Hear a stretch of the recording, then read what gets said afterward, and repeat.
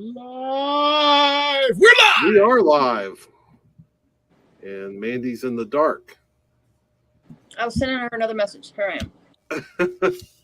Anyway, I've gotten the band back together. And matter of fact, I don't think I've had everybody here on at the same time before. I think last time Who's me playing and Mandy bass? were... I got bass. I called bass. Unless you want bass, then I can do guitar. I'm assuming Mandy's the drums because she just seems like the kind of person who likes to hit things. You might have nailed that. or burned them down. Oh, here she is. Man, we've got... I don't think I've had 5 people on the stream at one time before. This is awesome. It's the biggest awesome. stream Hey, ever. Brandy. Awesome. So, and everybody's mics are working. I think. Have we heard Brandy yet? Can you hear me? Yes, we can hear you. Oh, All right. Everybody's mic's working. Everybody's camera's working. We're cooking with grease or oil or whatever they cook with Cooking with Fire. grease. these days. So, you may all wonder, why have I gathered you here? Well, you should Is this know an you should have intervention? your list ready. I'm assuming that you're discuss- discussing your will and that you're divvying out your record collection. That's why I was here. Oh, well, then I gotta Yeah. go. But your last was the Old Testament, right? Oh, I'll probably kick the bucket. Probably not too long in the future, but for the meantime, I'm keeping my record, Steve. Okay. Okay, So- see you later. Yeah, bye. So, we're here. Well, a couple of us. I had birthdays recently. Mine was yesterday. Steve's was a week ago Friday. And I 22nd. don't really do a whole lot with my birthday, but if it's not beyond me to manipulate my friends in the live streaming with me as a birthday present. So It's a pleasure. Are you not going to acknowledge the awesome presents that I brought you? the awesome presents. Well, one is Ungrateful. holding that record behind me, which you can barely see. The now playing, very Mhm. cool. And Ungrateful. I have a whole bag of cat butts. But they're not You're just welcome. any they're not just any cat butts. They are Avenger cat butts. I thought I saw a Hulk cat butt. nice. Like Captain America and Iron Cat and Hulk. Hulk. Yeah. Oh, What more could you want in life? Are those cat Thor. nads on that? Thor's cat butthole. Well, There's a Thor. let's see. Thor's. Deadpool. I know there's a Thor in here. We got the Winter Soldier, Spider Cat. That's, Ah, let's are they see here. magnetic or? Mandy is the most imaginative gift giver. Is I guess this would be Thor's cat butt. Yeah, the cape, yellow hair. Yep. Nice. And then I think they did 2 Captain Americas. I think this one is kind of like the Winter Soldier Yeah, that would be Bucky. cap. No, the actual Winter Soldier one. Oh, I don't know. I just wonder, how did they get Bat Butt in here? Oh, that's that's not cool. Marvel. He's not even Marvel, but So cool. he's still the coolest one there. So, Yeah. yeah. What do you Can you, need? show the, this? can you show the Hulk one more time? Just one more time. I want to see the Hulk one because I Hey, swear there Mrs. was. VV, you want to see the Hulk butt again? Yeah, because I swear there was a couple lumps back there to prove Yeah. it was real. Yeah, Yeah. Yeah. he's a boy. Got it. Just want to make sure I wasn't seeing things. Wow. All right. The viewers wanted to see it. I know they did. I know. All I 2 know. of them. Studio All right, lines are Dave lighting up. Baker popped in here. Nope. You know me well enough to I know agree. I can't make a top 10 favorites list about anything, but since I'll be back on the mower for a few hours, here are a few things that come quickly to mind as favorites. This was tough. I don't know about anybody else, but I noticed when I cut this down to 10 movies that I loved, there were some omissions that there were no workarounds. Mm-hmm. There's no Hitchcock on my list. Mm. And that hurt because I love some Alfred Hitchcock. Probably did think a little bit about The Rope, Psycho, which Brandy and I did a live stream on. I'll be back. I'll be right back. I got a kid going low. Okay. Oh, Yeah, The Rope. As I already said, The Rope. Just a number of the ones, especially the ones he did with James Stewart. No Steve Martin, and he got bumped, and you'll see that when we get around to it. So what I thought we would do, let's take a look at some of these ones that Dave mentioned real quick. The Cheyenne Social Club, that's a Jimmy Stewart Western. Remains of the Day, I have no idea. Harold and Maude, I've heard a lot about, but have not seen. You have not seen Harold and Maude? Harold and Maude No. is fantastic. Jaws, About 3 times. The Pink Panther, which is just that man. Those are there. Yeah, there's some classic Pink Panther movies. Yeah. Star Wars.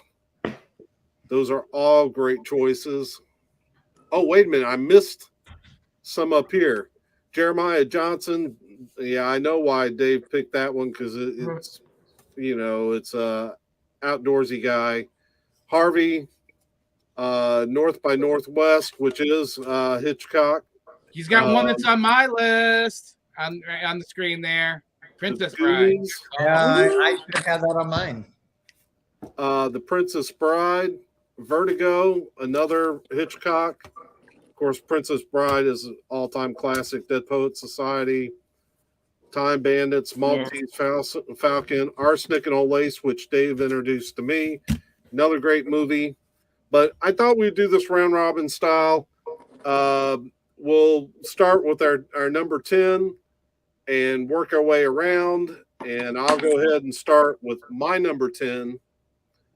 And the bottom of this list is subject to change on any given day. But my number 10 movie was This Is Spinal Tap.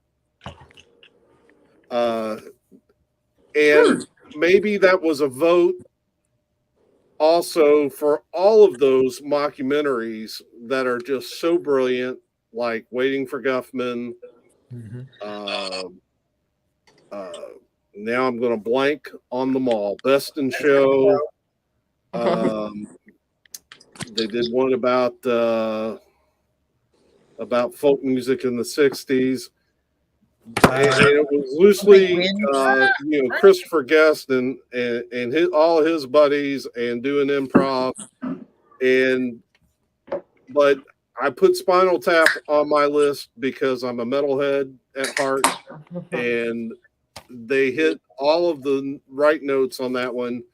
Don't we all do that joke that we're turning it up? Oh, wow. Did I really say that? I really said that? Didn't mean to. Anyway, but I thought gave that a 10. the Should we humor. put that to 11? Huh? You gave Spinal Tap a 10. Shouldn't we turn it to 11? I think that's exactly what I should have done. That's exactly what I should have done. But I love those movies. I really think of it, everybody on the panel, Mandy would probably appreciate those movies. I don't know if she's ever seen them or not, but to me, the humor in those movies is not that far removed from the humor that you see in The Office. Oh my Just God. very uncomfortable. And anyway, that's my number 10. Let's go to Mandy. First of all, how dare you compare anything to The Office? Number 10 for me is Clifford. Martin Short, Charles Grodin, 1994. Hilarious. Funniest thing I've ever seen.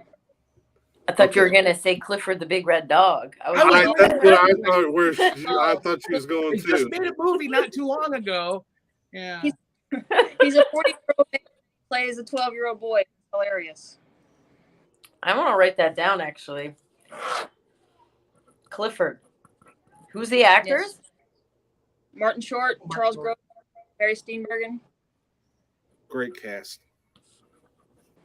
Great cast. And you say it's a comedy? Yes. Hilarious. Cool.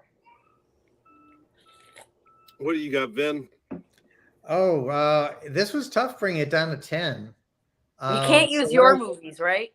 I was getting That goes without saying.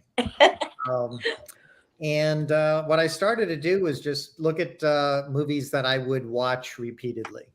Like whenever I see them come on, it's just like, okay, I have to watch it. I did not put them in order, but I would say looking at this list would probably be Silverado, which was Lawrence Kasdan. It was a Western he did right after he got money for The Big Chill and for doing Empire Strikes Back. This was one of the first movies he directed after that. And it's just a really good Western. He's obviously seen all the classic Western themes, puts it all together, and it's a fun movie. Made Kevin Costner, and there's some great scenes in it. Silverado. Never seen it. Putting it on the list. Never watched it either, but you're Vin, so it's probably pretty good. So I recommend it. Yep. Silverado. What do you got, Steve? I was gonna take the easy way out and like list 6 movies as 10 through 4, make it easy for me, but I backed up and said all 3 Hobbit, all 3 Lord of the Rings movies into number 10, counting them in one spot. I was going to do it. That would have been easy. How could I forget that? Wow. I'm like, number 10, The Hobbit, number 9, number 8, Return of the King, then, but they were just so well made. So much was put into them. And to me, I really like the way that Peter Jackson took the books, but they weren't accurate 100% to the books. He did put his own spin on it. He did change things for thematically. And I think it really worked. I don't think The Hobbit worked as well domestically, sales-wise, as the 3 did. But to me, I still think they hold up just as well. And so all 6 of the Lord of the Rings movies at number 10. Yeah. So, all right. So, and that's cool. But if you had to, if you were going to be stranded on a desert island and could only have one of those movies to watch, Return of the King. Return of the King. Okay. If you got to put a gun to my head, Dale. And which one is that one? Which number is that one? That was 3. That would I think that chronologically be number 6, right? It's actually the last one, really. Or you talk about because The Hobbit was a prequel. Yeah, well, the last of the original trilogy. It's like Star Wars; they number backwards weirdly because I feel like it. I read the book. Say Star Wars at some point too. The Hobbit, the book. Yes, it's good. I read that. I think it's funny how they took that one book, stretched it out into 3 movies, but then the other ones were 3 movies from 3 books, and Yeah, I had to press you a little bit. Just I know I've got a couple movies coming out of a couple of trilogies coming up, and I tried to. I did. I picked my favorite out of the trilogy. Mrs. VV just commented. Well, look at you, dear. She's sitting right over there, and she's commenting, and I didn't even know about it. What kind of picks has Miss VV got here? Anne of Green Gables, Avalonia. Is that how you say that? Anne of Avonlea, same book series. Avonlea? Yeah, Anne of Avonlea. Grease, Lord of the Rings. Nice. All right, so at least you've got that in common. She separated Hobbit separately. Okay. Oh, and The Hobbit, Star Wars, great trilogy. How dare you put Twilight on there? On which one? They're all great films. Twilight Saga. Bram Stoker's Dracula, Police Academy. It's been a long time since I've seen the Police Academy movies, but they were hysterical. Gone I with love the that Wind pairing of Police Academy and Gone with the Wind. Yes. and Pirates of the Caribbean Caribbean. or Caribbean, whichever. Knowing her, the Star Wars will be the first movie, and the Pirates will be the first movie also. So, Well, in my defense, I think Billy Ocean sang Caribbean Queen. Right. Yep. What? Caribbean Queen. No, it's not It Caribbean. wasn't Caribbean Queen, was it? That's what he says. He says Caribbean Queen. Does he? Uh-oh. It brings it to you, Dale, but you might be inaccurate in what you said. Ooh. Which is a Well, polite- you know, You're wrong. I am getting older, so the memory's starting to Caribbean Queen. No. All he sees To, is cat go. buttholes in and his Dave mind says right good now. trilogies count as one story, so only one slot on the list. So Yeah. there's your sport, Steve. All right. All right, so and we got Brandy. We haven't heard her number 10 yet. So mine will probably speak to my age, I guess, and it's a girly-ish movie, but it's 13. And the reason being is Nicki Reed wrote that script when she was 13. Mhm. And so it was such a raw movie. They were such on budget. They used their own wardrobes, but like Holly Hunter, amazing. Evan Rachel Wood, amazing. And just the fact that Nicki Reed wrote it at 13, it was just so genuine. And it actually got an 80, what is it? 81% on Rotten Tomatoes. So it was received. I don't know if you all seen it. It is kind of girly. A 13-year-old girl's world coming of age. What's it? I'm Is it? trying It's to called remember who 13. Nicki Reed was.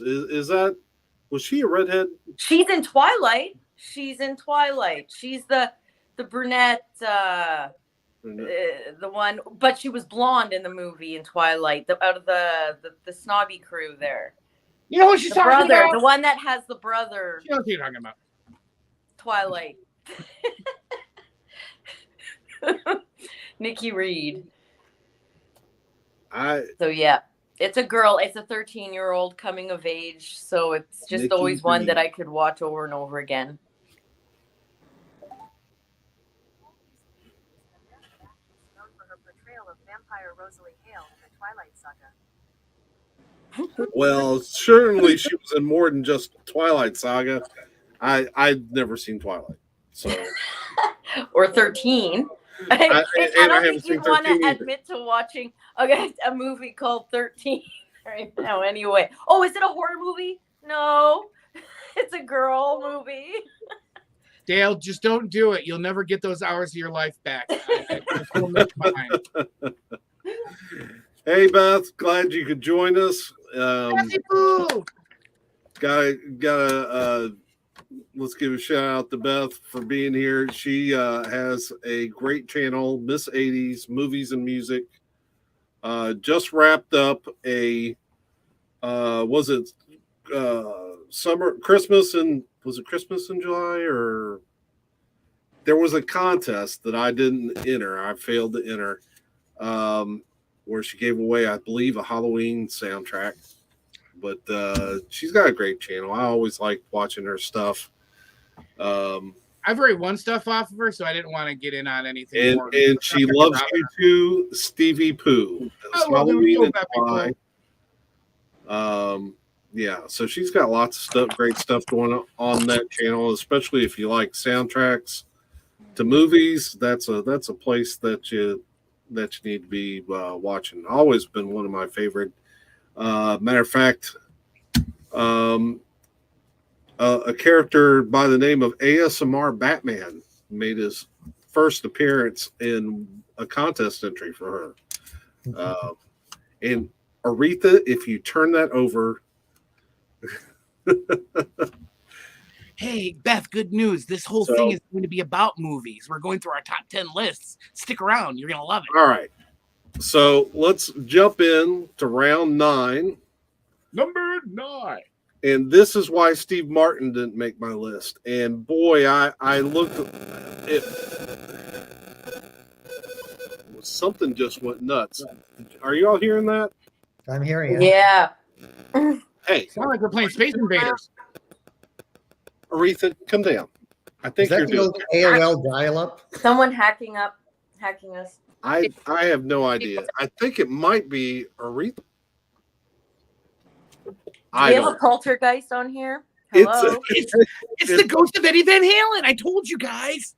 It could be. It I'm waiting certainly for that sounded profile like to pop up a that's, ghost like, from the unknown. 80s. It sounded like Pac-Man or something. Anyway, all right. So Steve Martin did not make this list and I loved him. I almost put in Planes, Trains, and Automobiles. I really almost put in The Jerk. I was going to ask you why you didn't put in. You said no, Steve Martin. I'm like, you didn't put The Jerk in there. But my second favorite comedian edged him out with a little flick called "What About Bob?" Billy. Damn it. Yeah, Dale. Bill Murray and Richard Dreyfuss, and they were absolutely brilliant in it. I just saw a couple weeks ago, I saw a Funko Pop where Bob Wiley with Gil the fish around his neck. I'm on a quest to locate. I don't collect a whole lot of Funkos. I want that one. Look, Anna has that one, Dale. I bought it for her birthday. Huh? Anna has that exact Funko Pop. I bought it for her birthday. Oh, wow. Yeah. She's who turned me on to that movie. It's my number 9 also. Oh, you're kidding. No. And who turned her on? Anna did? Anna, yeah. Yeah. When I was a kid, yeah. Okay, Aretha. I'm going to let you say what you want to say about your number 9 because I got to get a cap off my desk. It's funny. That's all I got.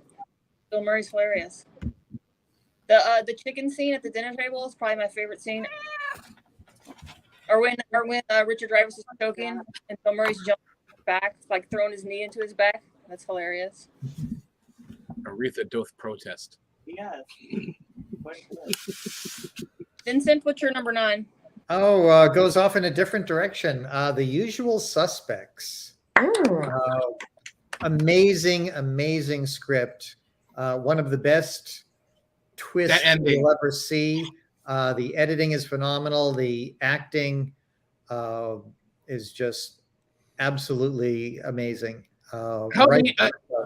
Kaiser Sose. Yes, Is that the name? Kaiser Sose. Yeah. Watch it. If you've never seen it, look for all the little twists that you have going through it. And that last piece of editing you realize is just brilliant. Couldn't ask for a better written movie. It's a crime drama for those who haven't seen it. So many movies with twists that you can kind of pick out a little bit, but at the end, not spoiler, when he starts walking, oh my gosh. And not only that, some movies, once you see a twist, it's like, okay, I've seen it. I don't want to see the movie again. That's one, even though you know what's coming, if you've seen it once, it's still worth seeing again and again. Which is funny because that leads up to my number 9. Okay. All I gotta say is I See Dead People. That was like number 11. It's kind of the same. You know, now that you watch it the second time, you're looking for that color red every time now, and you're like, oh, now it gets it in there, and you know, it still is probably one of the best of M. Night Shyamalan's movies. But yeah, so there's my number 9. Randy? When she grabs the check at the table and pulls it to her, just subtleties of seeing it the second time once you know the twist is brilliant. Once you know the twist, it almost makes the second viewing better than the first one. And that's a well-written movie for sure. See, I didn't get the luxury of having that because the moment we sat down, somebody ruined it. They're like, Bruce Willis is the ghost. No, you just ruined it for everybody watching. Yeah, so we didn't get that experience. Although it made sense throughout the movie now, but yeah. We didn't get that shock factor. Brandy, it's your number 9. Okay, let's go animated. This is one of the animations that actually is one of the highest grossing animated movies of all time, and that is Ice Age 3: Dawn of the Dinosaurs. Now, I love Ice Age. I'm obsessed with Ice Age, with the blue sky one, the one before Disney kicked them to the curb and stole everything. Well, the Ray Romano, Dennis Leary, Queen Latifah, John Leguizamo, the jokes in those movies are so phenomenal that like kids and adults are so thoroughly entertained. I watched the newest Ice Age, the one that's not the one associated with the blue sky. I hated it. I couldn't watch more than 10 minutes. There was nobody but Simon Pegg, which it was the original cast. So you ever watch movies that, like, even if they're animated, the cast, the sound, you're so used to that character that you cannot watch anything else. Like, you won't even try. You hear it one and no. So that's my number 9. I love Scrat. Scrat, oh my God, is amazing. Oh, he's hilarious. Have you seen Scrat Tales? Scrat Tales on Disney? Well, yeah, I have Disney for the little. He has his own like little show on Disney. Disney Plus, yeah, Scrat Tales. It is so hilarious, but there's like one part where like he's dead, and then he comes back from the dead, and his spirit is like putting on his dead body, like skin, and he's walking like a dead zombie. Like it is messed up, but it's awesome, and it's the regular Scrat. So yeah, love that. That sounds just a little creepy. Do you guys have an animated show though? What is your like animated show that you could watch? Like if you had to watch it with kids, has to be kid friendly. Toy Story. Yeah, which one though? There's All of 4, them. right? The animated movie that I almost put on my list was Tiny Toons: How I Spent My Summer Vacation. Tiny Toons. Yeah. Wow, because that's that with the pink and blue particular- bunny, right? Huh? Is that with the pink and blue bunny? Yeah. Yes, abs and Yeah. But they had so many great storylines going in that movie, and there was all of these subtle jokes that adults would get, but would fly over the heads of kids. that was pretty much And, all of Tiny Toons and Animaniacs, if we got to be honest. That was the whole series. But they were right on point for that entire movie, and it come within a hair of and no pun intended of making my list. But that's a good segue into my number 8 movie, because my number 8 movie is going to seem kind of silly, but I love it. I love this movie, and that's Teenage Mutant Ninja Turtles, and I'm talking the early 90s live action Ninja Turtles. Not the going through time or Secret Ooze crap. The first one. The first one. Mm-hmm. No, I'm a And- big Michelangelo fan. Biggest crush on that guy. And that was Oh. Donatello was the smart one, man, and he had a bow. Come on. I was My kid always would be kind of a Raphael. Leonardo guy myself, but I'm gonna say my kid's like a Raphael right now. There are But, 4 kinds of people in the world, and you know what kind they are, but what turtle they liked. Exactly. I was a Michelangelo. So yeah. I had fun. the pajamas, the Michelangelo pajamas. Nice. One time I had a triangle love thing with Michelangelo and Biker Mice from Mars guy. The No, brown that's a one. movie in itself, Brandy. Yep. Write some fan fiction. Let's do it. every now and then I see the actor. I'm trying to think of his name. I think his last name is like Kodos or something like that. But he played the Casey Jones in the live action, and now he's on like one of those crime NCIS shows. And I'm thinking, wow, that's quite a departure from Ninja Turtles. Mm. But yeah, so that's my number 8. What have you got, Mandy? I got Cabin Boy. Y'all ever seen it? 19. Oh, that is that. Brian Bill Murray. No. Who's the actor? Chris Elliott. Brian Bill Murray. Chris Elliott, that was the actor. Yep, now I remember. Yeah, I've not. Yeah. I don't think I've seen that one, but I've seen the cover Yeah. a number of times. What's the name again? I want to write it down. Cabin Boy. Cabin Boy. Is that a comedy? Yes. You have a Bill Murray thing. I That's like the comedies. Is That's his there a brother. Groundhog? I bet Groundhog Day is on there, isn't it? No? But that is Groundhog Day is an awesome movie. Another great one. My next one actually was a choice between two Quentin Tarantino movies. Ooh, It Pulp was either Fiction. going to be Pulp Fiction or Inglorious Bastards. And I decided to go with Inglorious Bastards just because that first scene with Christoph Waltz is just one of the most amazing pieces of acting and directing, where he plays the Nazi hunter, who comes in and interviewing the French farmer when there are some Jewish people under the cabin. And just to watch that interview thing, it goes on for 11 minutes. It breaks every rule of screenwriting. Holding on to this one shot and just having two guys talking and one of them speaking in a different language and only saying a few words, but yet it is so amazingly riveting. The whole thing. Great movie, Inglorious Bastards, with Pulp Fiction just being edged out. Yeah, I'm surprised I didn't put Quentin. I thought of Reservoir Dogs. I was about to do Reservoir Dogs. But Another excellent one. That and an Apocalypse Now was an honorable mention. I almost added Apocalypse Now. Good choice. But they Ice Age beat that.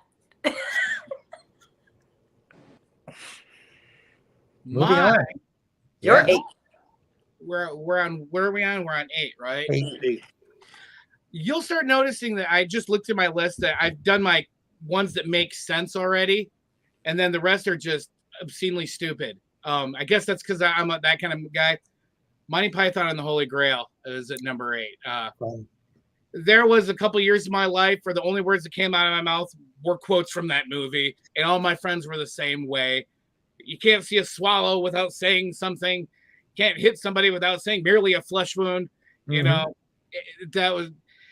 I loved Monty Python and the Holy Grail, and they had a lot of great movies. It's the only one on my list of theirs. I was thinking Life of Brian, but Holy Grail, it to me is one that I could just watch over and over again, even though it technically really has the worst ending to any movie I've ever seen ever. Yes. But I love it because of that. So, but you forgive it. Yeah, you forgive it because everything was so great going up to it. So, Monty Python and Holy Grail. Brandy? No, that's a good choice. Mine, Wolf of Wall Street. I mean, Leonardo DiCaprio. I mean, just God. That's just a given. Everything he does he's just God. Jonah Hill is hilarious in it.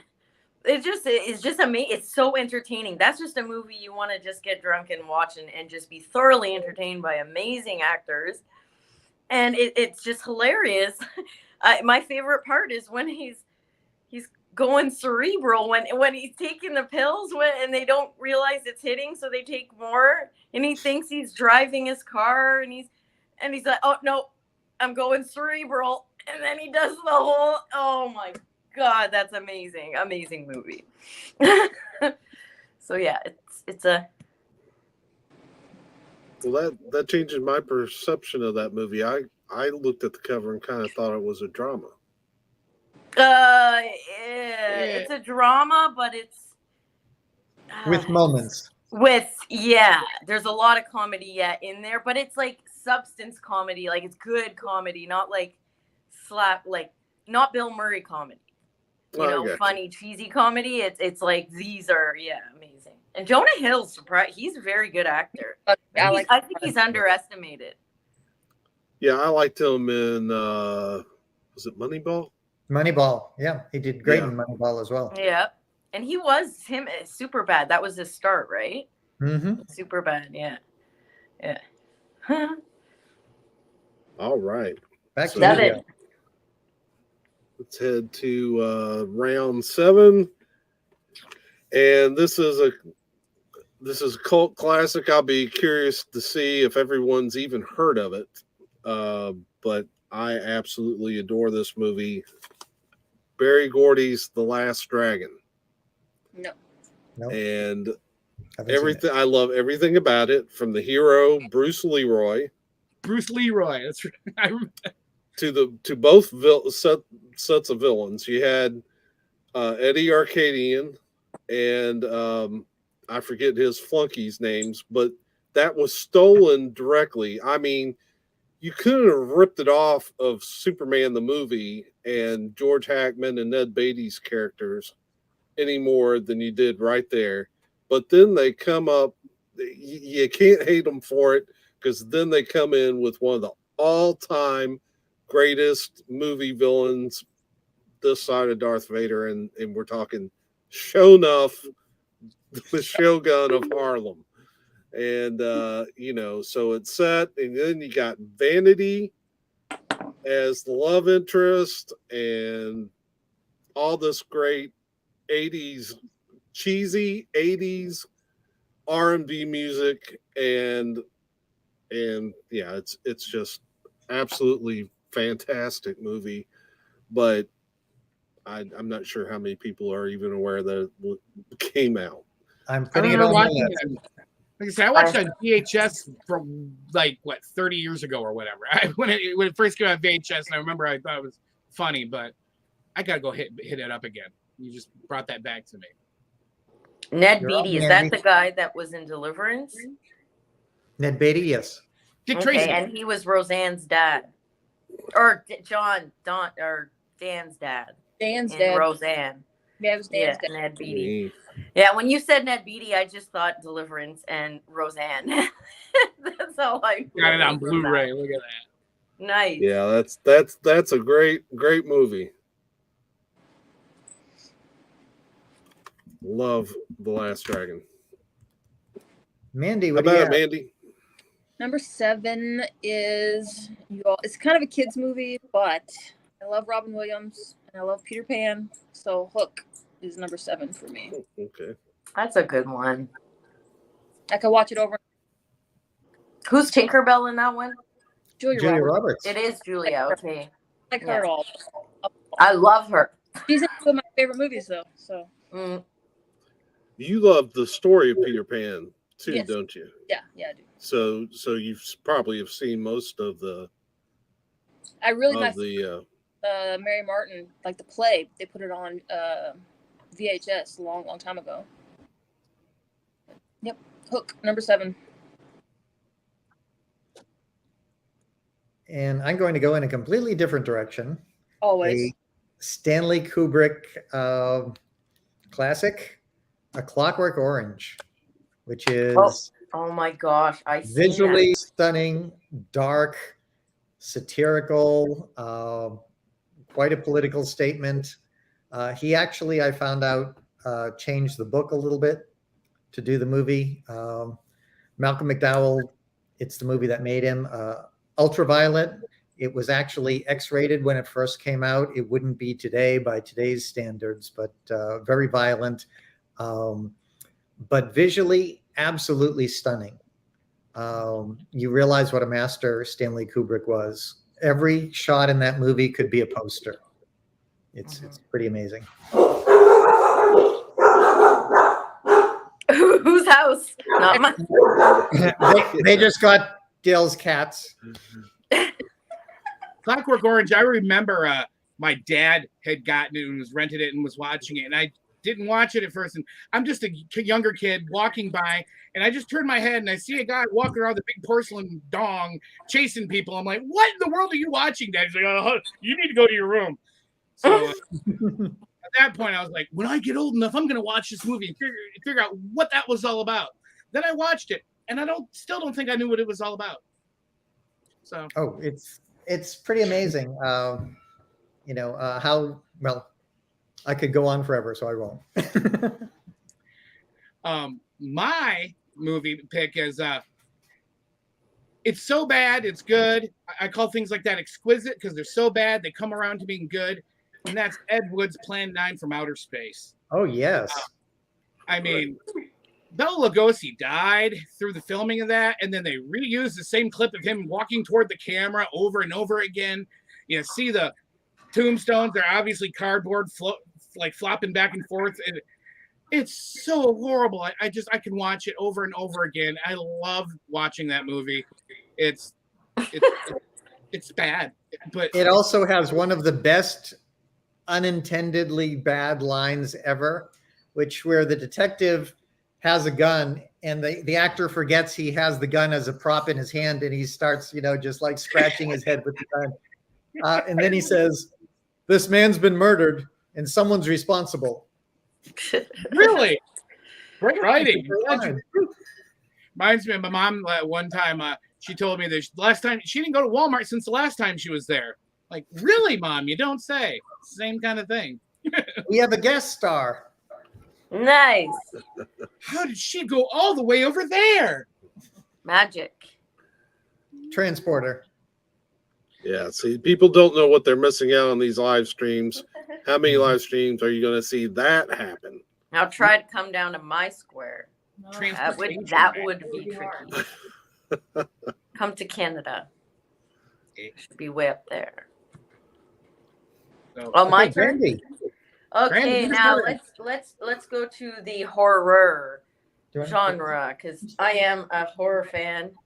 I am a big fan of all the types of horrors, but I love my cheesy slasher, B movie, and nothing is better than the Nightmare Elm Street movies. Again, I love that. First one? It's gonna be the third one, Dream Warriors. Ooh. Dream Warriors. I mean, that is the most creative one that I thought, especially with like the puppet, and walking him with his tendons. It's amazing. And there's a fact. I don't know if you guys seen the Dream Warriors one where the girl Jennifer, she got her head popped in the TV. He grabs her with the cigarette burn girl. Well, when he pops her head into the TV, he says, "Welcome to primetime, bitch." And Robert Englund apparently just said that. It wasn't part of the script. And his one-liners are amazing. But I love Patricia Arquette. Lawrence Fishburne was in there. I love the creative horror of that. I like it when somebody doesn't get killed the same way twice. Like Jason, Halloween, you can get slashed, stabbed, squished. But I mean, with Freddy, you die by your own fear. It's crazy. I love it. Was there a time, maybe it's just me, where I watched it younger and it was a horror movie, but then after I crossed about 20, these are comedies to me now. They're no longer. I'm not scared. I'm laughing. I'm like, I never realized how hilarious these movies are. Yes. And I feel bad about it. I'm like, what kind of human being am I if I find this funny? well, Child's Play, right there, where she's like, honey, she's like, did you bring the rubber, the two dolls? And it's like, I'm all rubber. The two dolls, it got a little far-fetched with the Chucky. But yeah, Nightmare on Elm Street, Robert Englund. And again, same thing. I don't like the remake because it's not Robert Englund. I'm attached to Robert Englund as Freddy. You gotta be funny. Yeah, a lot of movies are going dark to try to get you to empathize with the bad guy. But sometimes the bad guy's just a bad guy and he's funny, and don't twist it around. He's just better as Robert Englund, not the new one. So yeah. I got two more spots, but a little bit of a spoiler. In two more spots is probably my epitome of comedy horror movies. And if you probably should know what it is if I say that, but two more spots. Two more. All right. All right. So Gail, 6. now we're going into the number 6 spot. This is one that I really don't know how many people will have seen it or heard of it. I was asked to the movie. I saw this. How old was I? 18 when I saw this. I was asked to the movies. The young lady asked me to the movies. I agreed to go. We sat down. The movie starts, and it's like a documentary. And I'm thinking, what have I walked into? And it ended up being one of the funniest movies I've ever seen in my life. It is The Gods Must Be Yes. Crazy. Good choice. Good choice. Very nice. That Coke, yeah. Never heard of it. It's about some. Well, it's got a couple different storylines going, and some bushmen that a pilot drops a Coke bottle out of a plane, and they end up, deciding that there's this whole thing going on. Everybody wants the Coke bottle. It's this great thing, but then it's this evil thing, and they decide to throw it off the edge of the earth. And there's another storyline going off, but there's a scene where this guy who is clumsy around beautiful women gets in a Jeep to go pick one up. She's going to be the local school teacher. And he's driving a Jeep called the Antichrist. You can't turn it off, and it has no brakes. He's got a rock in the back to try to study the Jeep. And there's a scene with him trying to get this Jeep through a gate that was so funny. I literally wept tears. And but this whole thing, there's all kinds of storylines going on. There's guerrilla warfare going on. There's this whole story with this guy being crazy about, because he has to go pick her up, and then he has to come back and go through that same gate with her, making things worse. It's just such a great movie, but like I said, I don't even know if you can stream it anymore. That's why I'm so glad I've got my copy. I would love to see a 4K 4K version put out, but I don't know if it's that well known that there'd be enough demand for them to actually do it. But yeah, probably the highest ranking independent film that I've got going, and just an absolute classic. We all want to know who you went to the movies with. What's her name? I was 18. I don't care. I don't believe that. All of a sudden, I can't remember her name. Gil doesn't remember what he had for dinner yesterday. Can I ask him about when he was 18? You know you're a movie buff when you remember the movie and not the girl. That's a great line. I remember the girl. She was a nice girl, but Not the name. I certainly don't remember her last name. I think her first name was Renee, but let's had Eric in chat. Eric showed up. Bittner, my buddy. Glad to have you in here, and I guess we're ready for Mandy's number 6. P.S. I Love You. Gerard Butler and Hilary Swank. Aww. I never wanted to watch it because I'm afraid to cry. Is it really sappy? Great cry movie, yeah. It's good. Is it a rom-com or just a rom? It's funny, yeah. It's a rom-com to a point, but it's tender. It's well done. It's not sappy. I'll have to watch it. And Gerard's not really good with comedy, like full-out comedy. No, but he's a real action. Good with other things. So it's worth watching. Mm-hmm. I'm gonna check it out. I'll just know I'm gonna cry. Yes, I love you. And Hilary Swank, my first movie I seen her in was Boys Don't Cry. Oh yeah. So I see her every time I look at her. I just think of a different person. I think of Brandon, or like I just see. So I can never think feminine because she's amazing. That didn't even make my list. That's a good movie. Boys Don't Cry. When I think of Hilary Swank, I always think of The Next Karate Kid. Yeah, or $1 Million Baby, right? She was great in that. They do a whole thing on The Office on whether she's hot or not. Like, And that's the thing, is I think she'd be hot if I didn't see her in The Other Way first, because I have a way to look at her, you know? So, but she is beautiful, just, yeah. Okay. Then, 6. Yeah. One of my favorites, Get Shorty. With John Travolta in his absolute best ever. Gene Hackman is wonderful. Based on an Elmore Leonard short story. Funny, well acted, quite a send up of Hollywood, and crime drama at the same point. But just watch John Travolta back when he was really good as an actor, and he's had quite a number of misses here and there. But man, that movie is just amazing. Get Shorty, and that pushed out "Oh Brother, Where Art Thou," which was going to be on the list. But oh my God, that is amazing. The line, "I thought you was a toad." Oh my God, is the best line ever. I thought you was a toad. Oh, I love that movie. That is an underrated movie. It really is.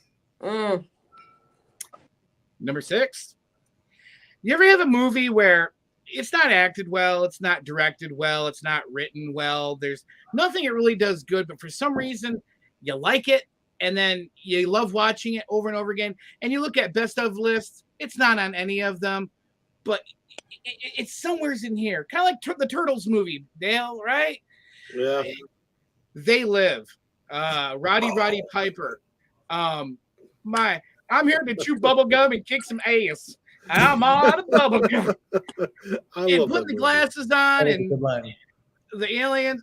Man, I could watch that movie over and over and over again. And yeah, at the time I was a WWE fan, and I'm like, oh, Roddy Piper's in a movie. It's probably going to be really bad. But then I loved it so much. And then I started thinking of, what if the aliens are really here? And there are hidden messages everywhere. I just can't see them. I love that movie. So respectfully so, is it good? No, objectively it's not good, but I love it to pieces. So They Live at number 6 for me. Nice. Mandy almost went drowning. Speaking of drowning and death, The Shining. That is my number 6. Stephen King, you're going to notice as I go in my 1, Stephen King is just phenomenal. And the movies don't even do it justice. You have to read the books. But yeah, The Shining, I believe that's Stanley, right? Stanley Kubrick. Yes, as well. Stanley Kubrick. Yeah, absolutely. Yeah, and that movie actually made that actress, the main actress, go nuts. Like she never really, apparently it was very hard on her. Shelley Duvall. That movie. Shelley Duvall, yeah. Shelley Duvall, yeah, that traumatized her. That movie. And Jack Nicholson, wow, he is so good at being crazy, you know. And so yeah, it's just, I love horror movies. I love Stephen King. His movies, you get so attached to the characters, you get enthralled into the movie, and that's why I love it. And it's twisted, and yeah. The Shining. Another movie where you could just take a lot of those scenes and just do screen grabs of each of those shots. But that's Kubrick, Vin. That's Kubrick. Come and everyone knows the bathroom scene, the bathtub scene. That's just Stanley, man. All right. Before we jump into round 5, I'm going to catch up a little bit on some of these comments. Eric was talking about the greatest martial arts movie of all time. I think he made that comment when I was talking about Next Karate Kid. Would be very funny. But yeah, Eric, I don't know when you jumped in, but I already talked about the greatest martial arts movie, and I think it's a favorite of yours too. I thought about you when I was talking about it. I'm sure White knows that movie. Yeah, Beth, I hope you do a video response to this. That would be awesome. Coen brothers make great movies. Yes, they do. And I'm all out of bubble gum. Yep. The message behind They Live is way ahead of its time. Absolutely. And Oh, yeah, Stanley Shawshank. messed with her during the Yeah. making of that film. Oh yeah. Yeah, he was Yeah, I'm hard not on too her, familiar like, really with hard that. on- I heard that Hitchcock messed with Tippi Hedren. yeah, when they were making a film, but I hadn't really heard about that one. Okay, so now we jump into the top half, and it should really get good. My number, yeah, yeah, The Last Dragon. know it. That's exactly know what it, I'm Eric. talking about. Eric bought the soundtrack on vinyl and made me. He spent my money because then I had to run out and get it. All right. So the number 5 movie for me, it should be as plain as the hat on my head. It's the Avengers, and I think for me, it's not the best superhero film, and I'll tell you what the best is in a couple spots. But Was that the first Avengers, Dale? Yeah, the first Avengers, because I really felt like the first Avengers was where we really got a feeling of what it meant to invest in this Marvel Cinematic Universe when you've got Iron Man and Captain America and Thor coming together. And in particular, I'm thinking about the scene where Loki shows up, and then Cap and Thor and Iron Man all engage him, and I'm thinking, yes, this is what we've been waiting for. And more than that, Dale, they spent so many years with all these individual movies building up to this, when they said, guess what? All those people, they're coming together, and there's so much anticipation. And usually when you get a movie with that much anticipation and that much hype, it never lives up to it. And for them to be able to do that, that's what makes it a special film. And it really felt like a comic book movie. Yeah. So that was why I picked that one. I just, to me, it was, and I still think the MCU, one of the reasons why everybody's still so invested in it is because of what we got to see when all these characters come together, and how it could be tied together. So that's my number 5.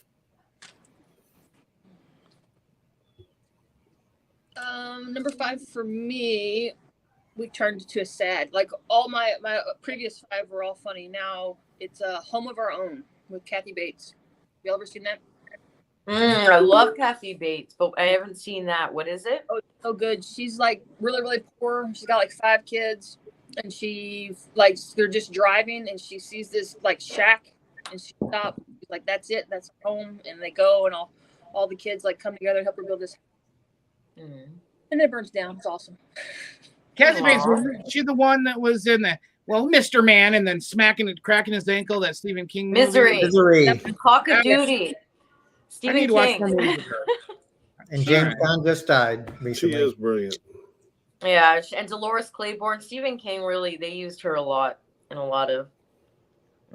She's amazing. Yeah, she's awesome. Yeah. Fried Green Tomatoes. She's wonderful in that too. Yeah. I have a 4 and 5 combined, but since you are allowed to do a trilogy as one, I don't know, but I'm going to go for Avengers, Infinity Wars, and Endgame as my 4 and 5, for a lot of the same reasons that Dale talked about in the first Avengers. They spent 10 years building up to this, and I still remember the shock of people at the end of Infinity Wars when all their characters started to vanish. And you knew they were coming back, but it was just like the absolute shock of that. The fact that they could keep that quiet so that people were surprised. The fact that they would take such an amazing risk. When you put that much into a movie, everything should go wrong. It should not have worked. The directing is masterful. It was just brilliant in the way they handled it. And then Endgame came along, and you were almost expecting to be let down because Infinity Wars was so good.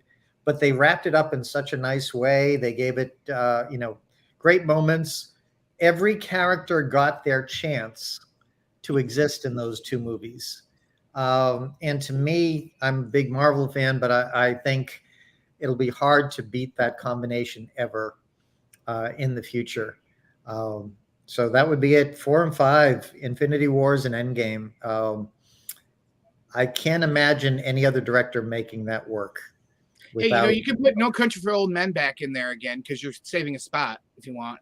Well, that would be good, but I would probably bring Lord of the Rings, Return of the King in there if I had to. If I had the open slot, I'd have to go with that. My number 5 is a guilty pleasure, and you'll notice I have a kind of thing going. There is movies like Plan 9 where they're bad. They weren't intended to be bad. They just were bad and ended up being bad. But sometimes there's movies that were meant to be bad, and they're still good because you get the joke and you're in on it. And so I'm going to say all of the movies in the series for Sharknado. I can watch Sharknado, especially the first one, over and over and over again, because every scene you're like, wait a sec, continuity. He didn't have a shirt on in that scene, but now he does. And, it's just so bad that you could just sit there and pick it apart. But that's what makes it fun, because every time you watch it, there's a new surprise of something like, wait a second. And yeah, Sharknado. I don't know. I just love watching them. They're just so bad. I love them again. Can you imagine how Alfred Hitchcock must feel knowing he was pushed out by Sharknado? Is it Ian Ziering or whatever? Yeah. And Tara Reid? Yep, that's it. Yeah, they have both of those guys. I love horror movies, but this is not horror. There's no horror involved here. I love comedy, like yes, Dead with Ash. Like there's some comedy horror, and then there's I don't think I could get into that one. Tell me 3 reasons why I need to really seriously watch the first one and make it through. Because the writing is all tongue in cheek. They know they're bad. They know they're bad, and they take advantage of it. And so everything you get, there's a lot of snark to it. The special effects, they could have spent 10 more minutes to make it look a little bit better. They didn't. They out of their way, made sure the special effects were just horrible enough for you to go, oh my gosh, that's really horrible. And the CGI, they had the money. They could have done it a little better. They chose intentionally to not make it good, and that is what makes it hilarious. So it should have been called Snarknado, right? Could very well be. So no, I should give it maybe give it a try. Give it the old, Just go into expecting to see a bad movie, and you'll be pleasantly surprised because it's everything you expected, and that'll make you happy. Exactly. Well, my 5 is complete opposite of that. And again, with the Stephen King and Frank Darabont, I think that's Darabont is Shawshank. Yes. Tim Robbins and Morgan Freeman. So obviously, just the storyline and the actors. I'm a very thoughtful person, and I love the storyline in movies too. Like and I like to get enthralled when the characters, and that just when you can really feel and empathize, it's good. It's got good morals, good values, good actors. So Shawshank. Is it? I figured there would be a Shawshank somewhere. Yep. Everyone's seen it, right? That is classic. Yeah. Andy Dufresne. Yeah. My good friend. Get busy living or get busy dying. Yep. All right, Dale, you're number 4. Before we jump into round 4, let's catch up with a few of these comments. Multiverse of Madness was phenomenal. Love and Thunder was good, but still a big letdown. The Disney shows have been hit or miss. I kind of see that. I kind of see a lot of people have been talking about how it's kind of been Marvel's this phase has kind of been mid-level. And I can see a little bit of that, but there's been some stuff that I've really liked too. Let's see. Still a Marvel diehard. Me too, buddy. Is that the one with Eddie Furlong? Yes. Fine, Home of Our Own. Yeah. Okay. DeWanda. That would be Fried Green Tomatoes. That's on my list. Okay. Right, Mrs. 80s. I haven't seen A Home of Our Own in 25 years. Good flick. Infinity War Endgame was so amazing just on account of bringing together so many characters, storylines, timelines, and such together. Exactly. They were amazing. It couldn't have worked because it was so complex and yet worked perfectly. Yeah, it is amazing the type of continuity that Marvel manages to keep together. I know someone's selling the Sharknado soundtrack. Steve, do you need it? Oh, yeah. There we go. Go ahead and text me, Beth. I freaking knew it. I had a Sharknado feeling coming from Value Vinyl. I have the vinyl soundtrack to Sharknado 3. Yeah, there you go. You see, the third, it was called Oh Hell No, because when people said, hey, there's a third Sharknado movie, that was the most common response. So that's what they named the movie. Oh Hell No. Yeah. All right. Let's see. Dusty Spins. The Shawshank Redemption or Sharknado. Tough pick. Both have their qualities. Yes. I'll go with the Shawshank Redemption. Perfect.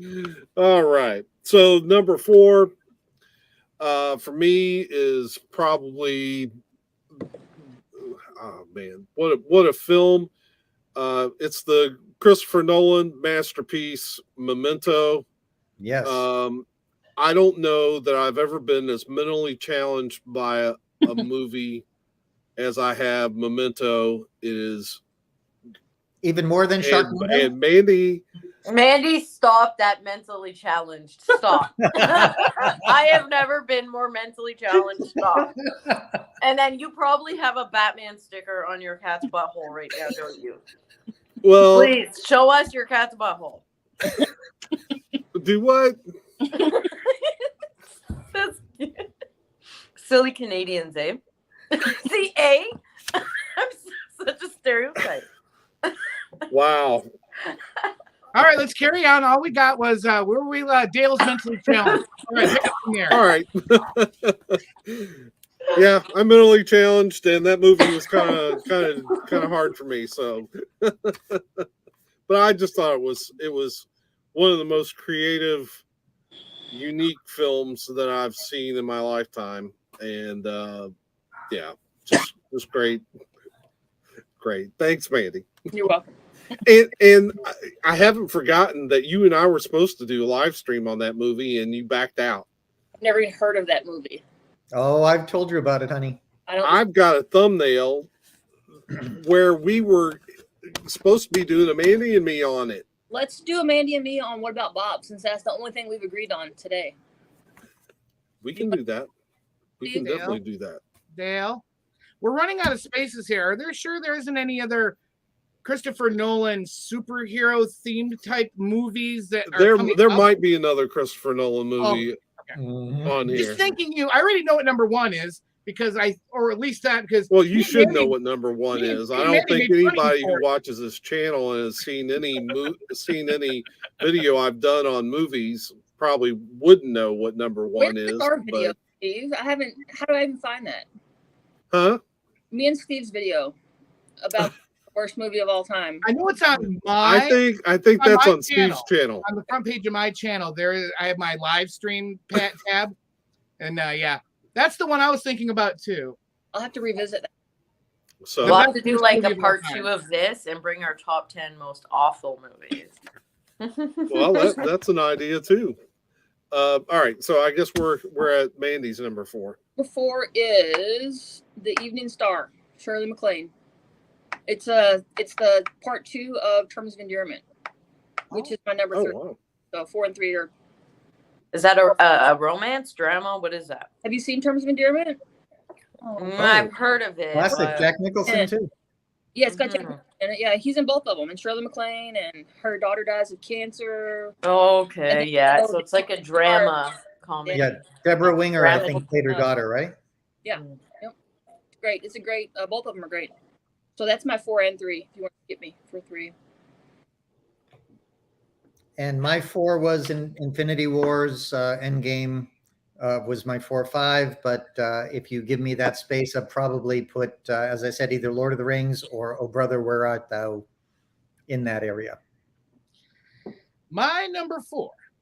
I'm going to do a dork check. So I'm going to sing something. And if you recognize it and what movie it's from, you win. You're a dork, just like me. Puberty, puberty love. Yes, Attack of the Killer Tomatoes, the original movie. Again, you see the paper mache tomatoes with the wheels underneath them rolling down the street, and you hear somebody clipping a mic going, blah, blah, blah, blah, blah, blah. Oh, so good. The jokes, I mean, it was meant to be funny, but it's on the line of Sharknado, where they were in on the joke and they knew that they didn't have the budget for a great movie, and they did the best with what they had and made it so entertaining. Another exquisite movie, so bad it comes back to being good. Great characters. They periodically got worse and worse as the films went on, because nothing really got the charm of the first movie. There's just something so endearing about it. And so, number 4, Attack of the Killer Tomatoes. That was from the 1970s. It was a parody basically of The Blob, but you're right. They knew from the start they were going to do it and did it well. Tomato? Everyone freaks out when you say the word tomato. I love how I always follow you with something serious after your Sounds like a you problem, man. So my 4th, I'm not sure if anyone's seen it. It's based on a true story, and again, it's all about the storyline and the actors. Give you a hint: Cuba Gooding Jr., Robert De Niro. Yes. True story. Anyone have any guesses? Story, maybe was that it? What is it? No, it's not a sailor story. He's a diver, right? Yes. A diver? Yes, it's Men of Honor. So Men of Honor. Okay. Yep. That I absolutely love. It's so intense, and Robert De Niro is just phenomenal. Cuba, same thing, another underrated actor. Like, he's really good. I think Snow Dogg's people look at him like Snow Dogs and like this really cheesy, but when you look at a serious film like Men of Honor, you see Cuba Gooding Jr. in a completely different way. Or Jerry Maguire, where he won the Academy Award for supporting actor. Exactly. All of that was Snow Dogs. Yeah, exactly. Snow Dogs. Yeah. All right, Dale, 3. Oh, look down in the chat down there. That's right. The Return of the Killer Tomatoes is one of the first appearances of George Clooney. That's also a movie they had FT the Fuzzy Tomato. But yes, you want to see some early George Clooney. Return of the Killer Tomatoes, the sequel. Yeah. Is that before Roseanne though? Because George Clooney was on Roseanne. I think so. As Booker. I think it might have been before that. Oh, we got Rob in the room. Probably then. Rob, Black Star Vinyl. Black Star Vinyl. Those Sharknado movies are so bad they're good. There's a lot. I probably could do a live stream on bad movies. That would probably. And you want to be on that panel, right, Steve? That's my genre. Bad. The last Sharknado, It's About Time. Another another fourth wall, great name. Yep. Let's see here. Memento is one of my top favorite movies too, Dale. Yeah, it is great for those of us who are mentally challenged. The Morning Star? No, it's the Evening Star, not the Morning Star. Oh, okay. I've never seen the movie, but I have the Atari game, Steve. Yes, there was an Atari game for Attack of the Killer Tomatoes and a Saturday morning cartoon show. Oh, wow. George Clooney cut his teeth with killer tomatoes.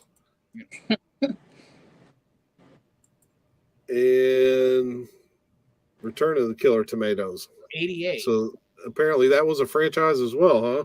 Mm-hmm. All right. So number 3, I don't even have to talk about long because, 1977, I believe, I was a kid. This was the first big movie that probably made me fall in love with movies. Star Wars: A New Hope. Yeah.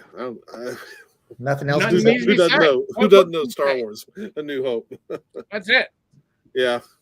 So we're ready for Mandy. Is that the one with Jar Jar Binks? Yes, yes, that's the one.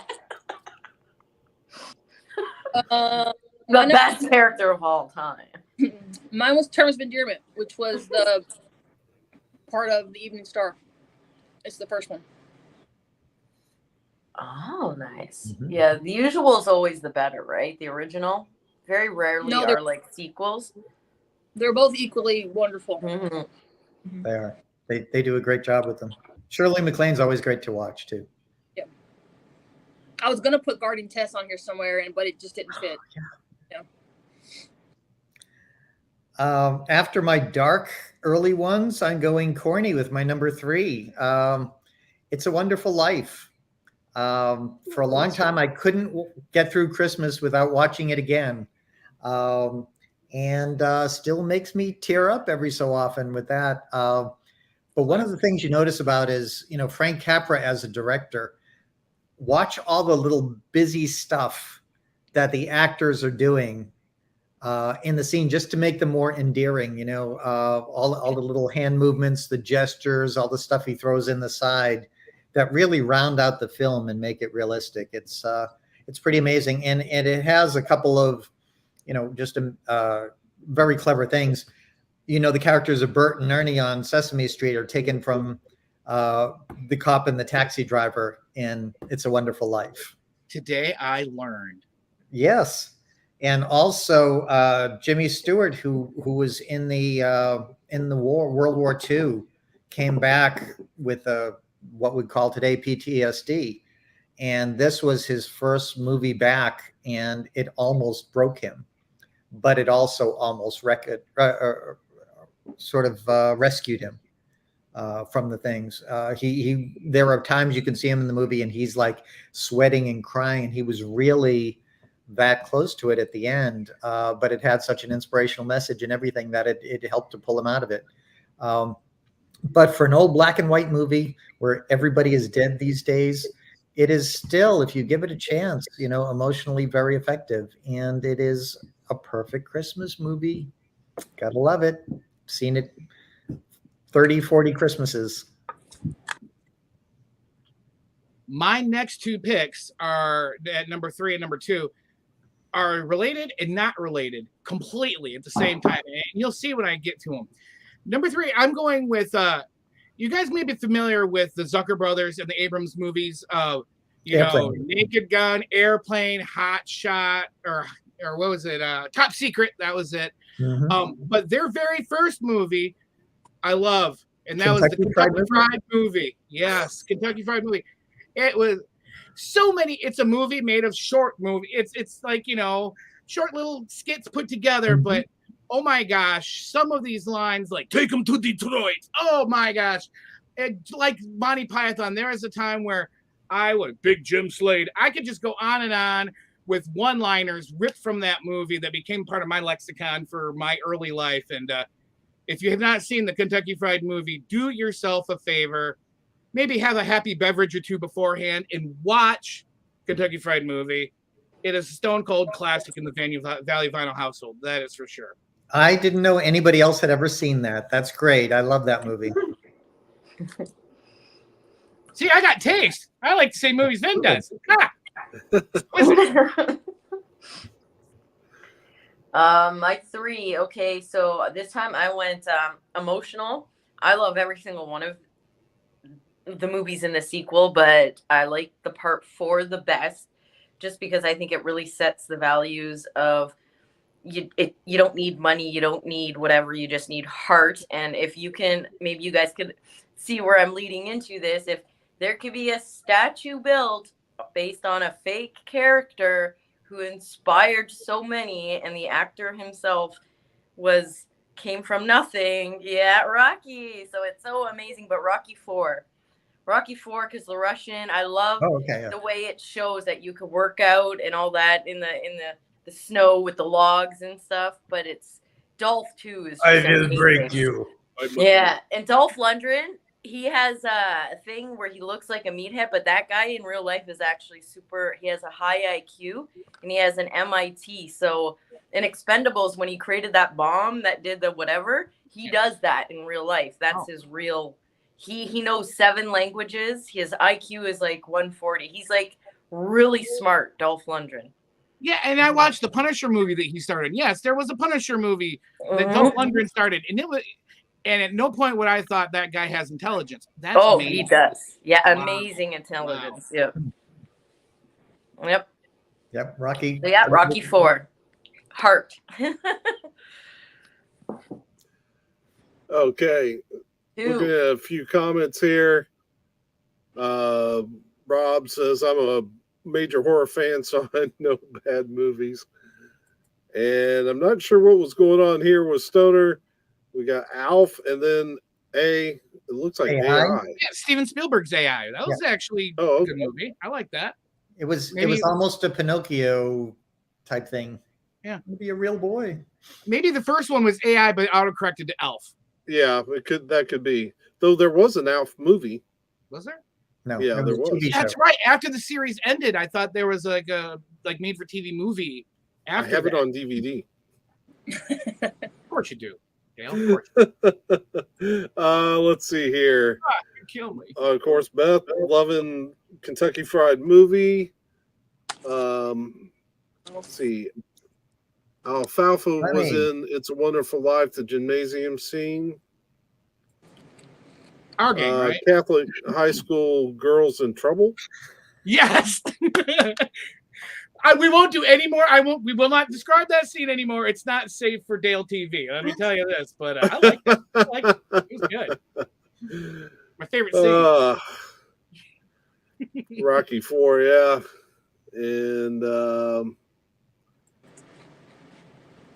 fantastic that Joe Frazier, one of the best heavyweight champs ever, doesn't have a statue, but a fictional character does. I love the Rocky flicks. I'm just saying. Mhm. Yeah, the Rocky flicks are great. Are we okay though with the Creed things? That's a whole. I haven't watched any of them yet. Yeah, they're I haven't watched them. actually really good. Yeah, they Okay, are that's not bad. awesome. I haven't watched the Creed movies either. I have them, but I've been waiting for a time when I can I want to work my way. It's been so long since I've seen the Rocky movies. I kind of want to work my way No, Through They, the they are whole- really worth seeing. series. An honorable boxing one is Southpaw with Jake Gyllenhaal is really good too. Southpaw, Jake Gyllenhaal, very emotional. Rachel McAdams is in it too. Jake Gyllenhaal, is he the Day He's After good. Tomorrow guy? Yeah, I think so. All right, my I remember him. starting the number twos. Number 2. Go to Steve the already body. knows what this is. It's the second Christopher Nolan flick in my top 10. It's the greatest superhero movie of all time, The Dark Knight. know you can tell, my Everything. I mean, it's got everything. It's got stories layered upon each other. I mean, this isn't just about some rich guy in a bat suit fighting crime. There's a lot going on there story wise. He showed that a superhero movie could be Oscar worthy. Mhm. I feel like with that movie, Agreed. and then Heath Ledger's performance as the Joker, of course, was off the hook. So tragic that he died at such a young age. He had such a bright future in front of him, but his performance in that was amazing. I thought Christian Bale was amazing in it. It just, but I think it was for me, it was really the stories and that all of the different things going through, all the way down to one thing that I could talk about the movie and all of its points. There were so many points to talk about, right down to like on the boat when the Joker gave each ship a detonator for the opposite person's boat. Well, you remember he lied about the location of Harvey Dent and the young lady So who says he didn't lie about the detonator? So if one of them had flipped the detonator, which boat would have blown up? You know, it was just, there was just so much there to go through, and he's such a brilliant director. Absolutely my favorite modern director. So, and not only that, but the contrast from before, because you know, Batman, you know, the original one, and then he got over to Batman and Robin, and that was really horrible, and the Batman Forever, and people had, at least I did in my mind, like, it's campy. It's not as bad as, you know, back in the 60s TV show, but there's a lot of silly goofiness. And then this movie was not. It was gritty. It was raw and well written, well directed, well everything, and blew my mind. I remember the first time seeing it, like, I didn't know that was even possible for a superhero movie. So yeah. And Dale, you know that right now I'm working on a movie with Harvey Dent. He is in town in the lead in this movie. Oh yeah, well he was great. He was great in that movie, and what a great job they did with his makeup in that movie too. Aaron Eckhart. That's it. So I guess we're ready for Mandy's number 2. You ready for go to number 2 there? Go number 2, Mandy. Fried green tomato. Kathy Bates. Amazing. Yep. I'm starting to see a pattern here. I don't have as much. Has Kathy Bates and Bill Murray ever done a movie together? Because that would. I was going to ask that, Brandy. You read my mind. That would be her number 1 movie, is whichever has those two together. Those in the comment section, go find a movie. Google Kathy Bates and Bill Murray together. Bill Murray's a guy I would just love to just sit and have coffee and talk with. He just seems like that kind of guy. Same with Jack Nicholson. He would scare me every time. Love him though. I did love fried green tomatoes. My second, I have to agree with Brandy. Shawshank Redemption. I can watch it over and over and over again. Based on a Stephen King short story, but I think it's the best adaptation of any Stephen King project at all. It even beat out The Shining. Brilliantly acted all the way through. Some clever scenes. But what's really nice is that every character from this short story is absolutely believable. And you just love the way that it comes together. And just a fantastic piece of filmmaking. I think it's probably one of the top movies that Frank Darabont ever did. Top Stephen King adaptation. Probably the top for Morgan Freeman and some of the others, you know, who are in the cast. Just Robbins. Together. Tim Robbins, yeah. I like him as an actor, but that was, you know, definitely it was his best movie of all time. So great thing. I gotta pick your brains, guys. You guys can remember. I remember this one movie that scared the crud out of me when I was a kid, and it was based on a Stephen King short in Duel. Was that it? Where it was a truck driver. That was Stephen King. Like, that was Steven Spielberg's first movie. Yeah, he got chased down by the truck driver, and I remember ever since then when I was a kid, I was always scared and looking behind me and all the other vehicles, making sure nobody was following us, and that affected me as a kid. Yeah, that was the first feature by Steven Spielberg, and it made his career. They gave him Jaws because of that. Today I learned again. I should know these things. That's something I should have known. Why didn't I know that? Wow. And now you do. Today I learned. Number 2. I'm going to go number 2 now, Dale. Okay. Okay, I'm done. Anyway, no. Remember I said they're related, the last one and this one? It's another movie that has miniature movies inside the movie. And I watched it in the theater when it came out about 5 times. And then I've owned it on VHS. I've owned it on DVD. And now I just watch it online. UHF by Weird Al Yankovic. I can watch that one over and over and over again. I loved Weird Al to start with, all the way from the beginning.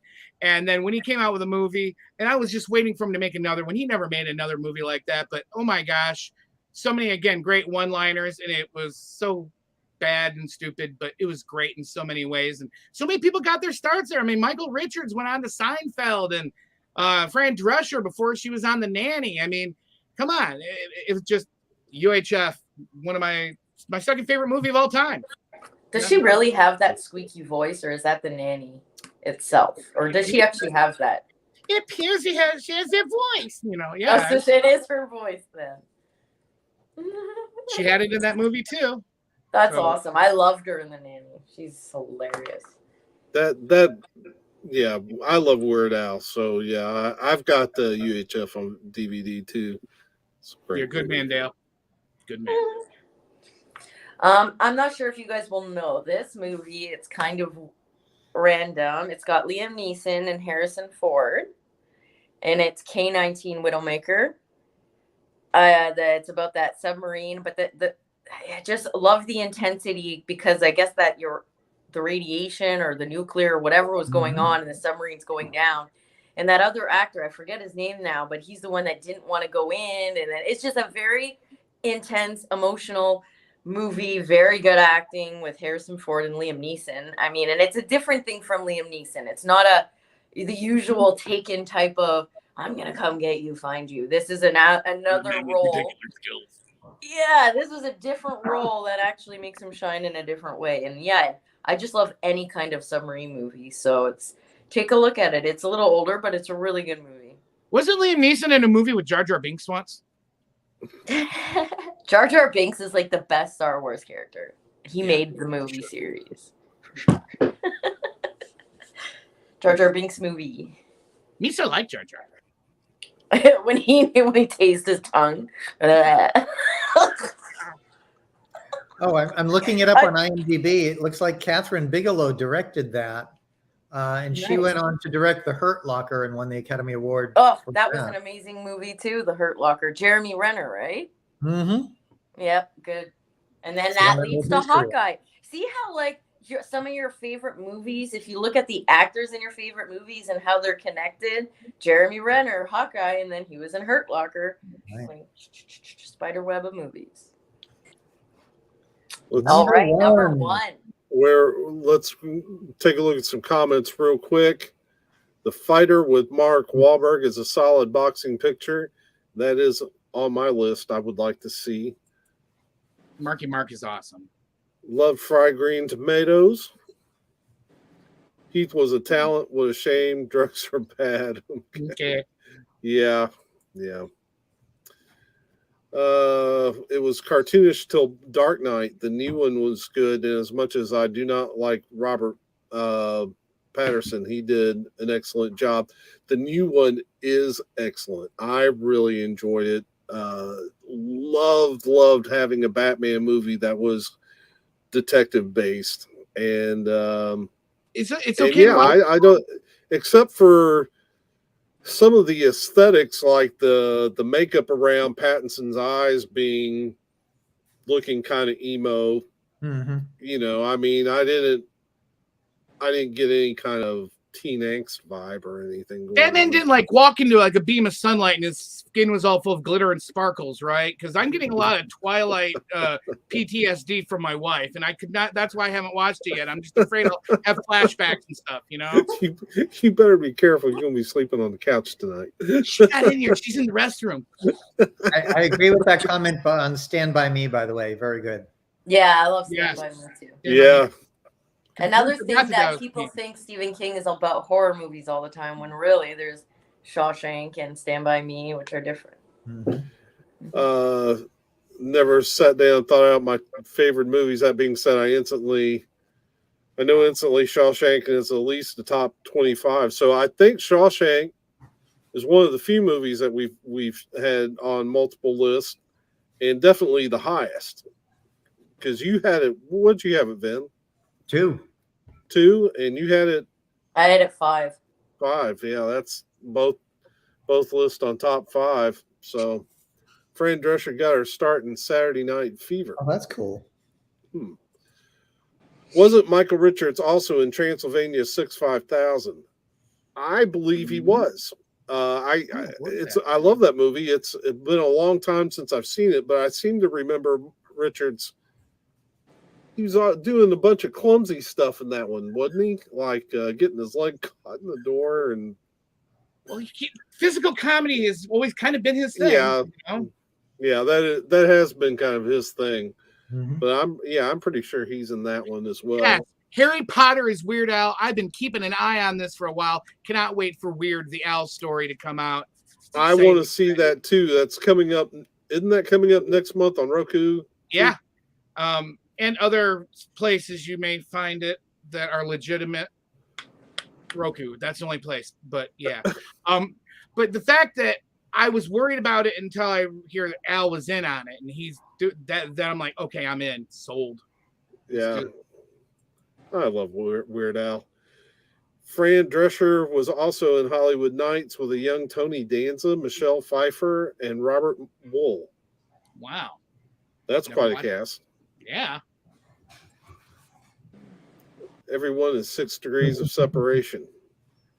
Well, you know, it's kind of funny that you mentioned that.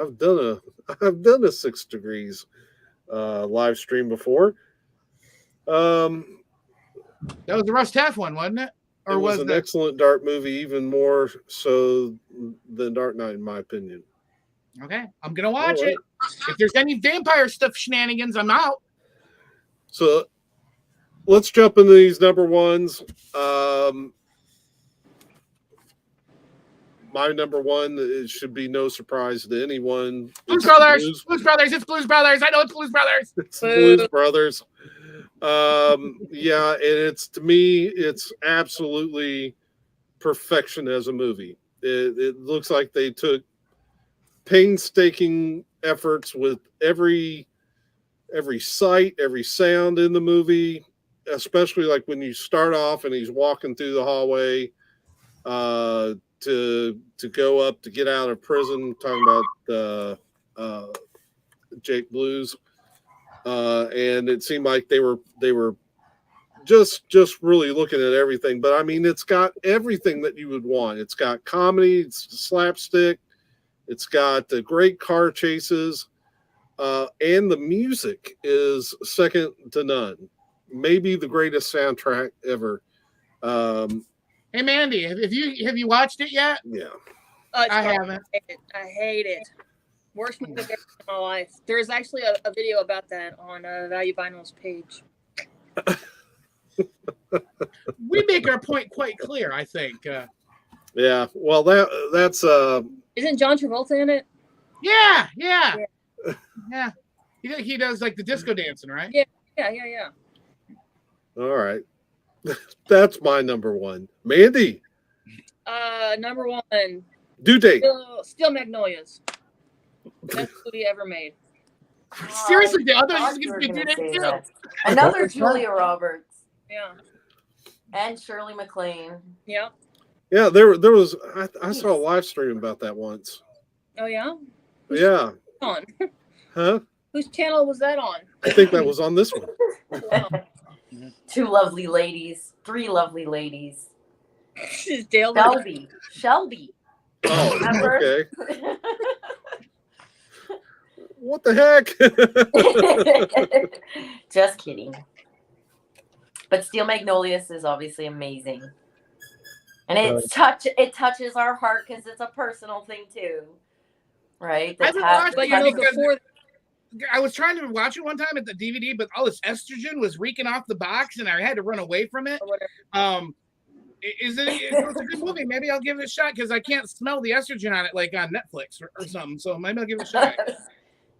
It's I will say I enjoyed the movie. It was a good movie. yeah. Though I don't know that I would have watched it on my own had I not been trying to motivate two young women to live stream with me.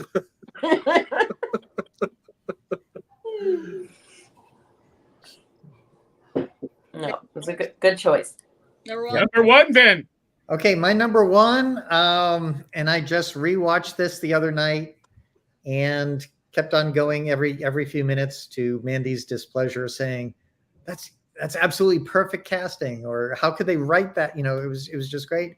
Gonna be corny after all the artsy and dark ones I put in. Love Actually, I think, is a perfect movie. Directing, writing, casting, everything. It has 6 different stories that go simultaneously. Sometimes they connect in really small ways. Every single one of them works, and it has, it's not just a chick flick. It's just really emotionally very satisfying. You have Liam Neeson in there, and then you have Jar Jar Binks. Don't forget about that. Yep.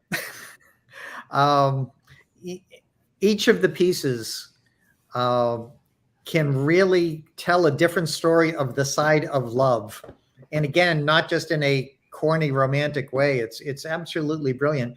And again, like in the Avengers, if I can compare it to Endgame, and when you have that many different stories to make every different one work and give each character their own moments, and have actors of the caliber that they had, pull it off. It's just perfect.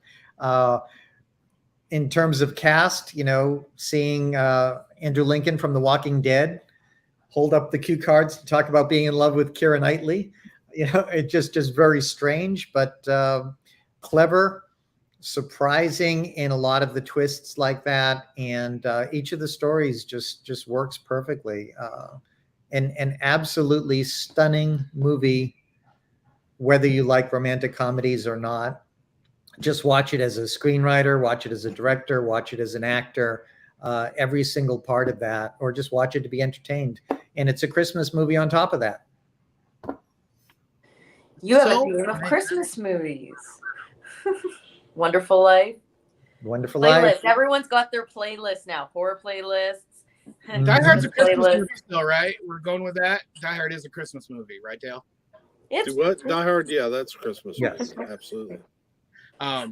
You guys are Those awesome. Batman Returns. Yes, it is. They had the parade of the Santa Claus stuff and all that. Besides Blues Brothers and Due Date, you guys give me great ideas for some great movies that I never thought of. I mean, Love Actually is one of those movies, I will admit, I heard the title. I'm like, I don't even care what it's about. I guess it's a drama. Looks like it's garbage, but I'm going to have to watch it now. You should. Not.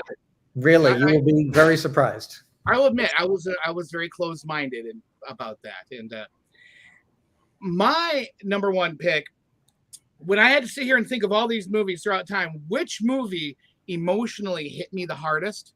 Which movie affected how I grew up to an adult? And which movie still matters to me today, to this day? And when I watched a TV show and became a fan of something, and you become attached to those characters, and in the first few minutes of the movie, they kill them all, and then the leader of those characters gets murdered and doesn't come back, and you actually, as a 10-year-old child, see his life get sucked from his body, and his body turn gray and turn into nothing. And as a 10-year-old child, you're in the movie theater watching this, and you were crying, and you have to go back to the theater and rewatch the movie because you missed a half hour of the movie because you were crying in a ball on the ground because your whole life had been ruined. And that is from Transformers, the movie in 1986. I mean, That as well. my gosh, that scene and so true story. I literally watched it again last night with my daughter. I've watched it so many times. I hate it so much because I knew what they were doing.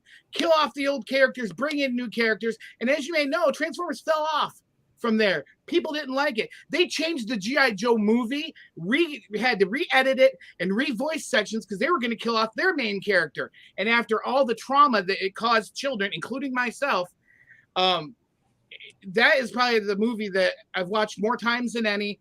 And affectionately, it really hurt me. I was really hurt by that. But now I hate it. It's my number one movie of all time, Transformers the movie. And maybe I'm a goober for saying that, but I don't know if he. Oh, we kicked him off. We didn't like his choice. What happened? I promise I did not pull the plug on him. I believe he's been transformed. Brandy, There he is. Maybe Get him back up here. over in the corner over there is my Transformers collection. I still have on top of my record player my Transformers, and every single time I listen to a record, I gotta take them off and transform them as a 47-year-old adult. Yeah, Transformers. I'm thinking some therapy may be in order here. Yeah. Medication, therapy, one of the two. And don't get me started on the Michael Bay movies. That's like the Jar Jar Binks of Transformers. No way. I mean, they were awesome because Jar Jar Binks is awesome. Oh, really? I thought that's what you were talking about this whole time. Come on, Brandy. What's your number one? It's another Stephen King, Frank Darabont pair. It is the best movie of all time, is The Green Mile. The Green Mile, because first off, it's a long movie that you don't notice. It's just so intense. The actors in that are so phenomenal in their role. You've got comedy, you've got suspense, you've got, sad, and the one guy, Percy. I can't stand that actor who played Percy because of what he did to Dale and Mr. Jingles. Yes. But he did it so well. I hate him in other movies. I can't stand him because you typecasted him in your brain, didn't you? Yes, but it's because he's so good. And Michael Clark Duncan, rest in peace because he's dead now. Boss, I'm Afraid of the Dark. There's just so much heart and good values. Tom Hanks, I mean, he's a gem. He's amazing. Amazing actor. And so that movie, you're laughing, you're crying, you're so involved in those characters. It's just amazing. I love that movie. I could watch it over and over again, and it's never long to me. Ever. So yeah. Green Mile, if no one's ever watched it, watch it. I noticed Citizen Kane was on nobody's list. That's amazing. What was? Citizen Kane. It's always on the list of best movies of all time, and none of us put Citizen Kane on there. It was so influential for its time. But I would have put American Beauty, but the whole Kevin Spacey thing, I thought I'd take it out. Usual Suspects. Ben went there. Come on now. Yeah, but it works despite Kevin Spacey. But he's a phenomenal actor. You got to give him that. But for sure. But wow, I did The Usual Suspect because the screenwriting was so phenomenal, more than Kevin Spacey. So yeah. Well, Requiem for a Dream was another one that's really up there. It's very, very, it's addiction. It's just about addiction in general and stuff. But yeah, if you haven't seen Requiem for a Dream, it's intense. I just have one question. Brandy, is this you? No. That's her alt account. I was going to say, that's kind of rough when your panelists are making those kind of messages. Hollywood Nights, 1980. It's kind of like American Graffiti meets Porky's. Porky's. Blues Gee, Brothers is Lucas, top right? 10 for me, pure nostalgia. All right, so I feel a little bit more vindicated. Blah. Still Magnolias is a top. Don't let Eric have The funny part is, I guarantee you, if you sat down with Eric, he probably couldn't name you 1,000 movies, period. But he'll put that one at 1,500 just to be safe. we have beef. I don't know. I don't remember what it was. I don't know who this TD1 and me but they need to take a nap. Die Hard is a Christmas movie. I think Rocky IV is a Christmas movie too. Is it? yeah, he punches out Santa. Yeah. Oh, Die Hard is a Christmas movie 100%. I think we have settled that I like debate that. forever. That's Badger, Transformers. She was right. That was her guess. Have you seen the episode of the Goldbergs where they talk about the Transformers? I have. Oh my gosh. Now I got to go watch that because I love Goldbergs, but I only watched like the first 2 seasons. I need to Oh, go. it's great. So Shawshank and Lord of the Rings were they the only ones that everybody got on, or more than one person got? What about Right. Bob? They both got. Okay, 2 in that. Were there any that got 3? Wow, I we're think- very much a different bunch. So I think we all had we're bad at Sharknado, but the just forgot to playlist. talk about it, I think. Green Mile is tremendous. Green Mile, I I haven't know. cried that much during a Dale? movie in a long time. When cried he more died, I Transformers. wanted to just choke like Percy. Mhm. How I like hated poor Percy Dale. as much as any bad guy ever. Mm-hmm. Can you Wow. imagine him going out on dates after that if he was single? It's just like people would meet him and go, nah. Yeah. Well, I heard it was like that for Anthony Hopkins with Hannibal Lecter, where he's very tough to be around. Let's see here. We got a top 10 from Michael Bloodstein. My top 10 favorite movies in Braveheart. alphabetical order are Braveheart, Bringing Up Baby, Dolores Claiborne, Forrest Gump, Inner Space. Inner Space is awesome.